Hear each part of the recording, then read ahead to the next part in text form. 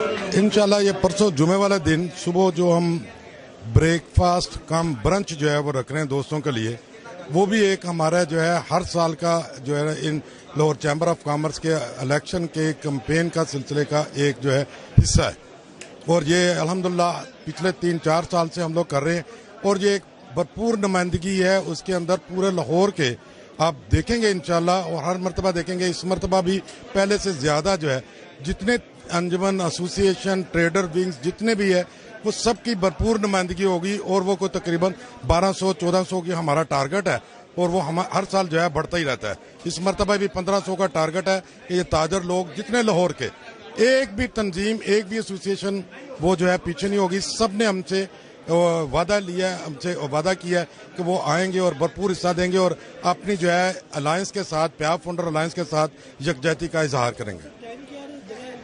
जी वो Punjab university ground की crystal marquee पे है, जफर मार्की वाली जगह पे।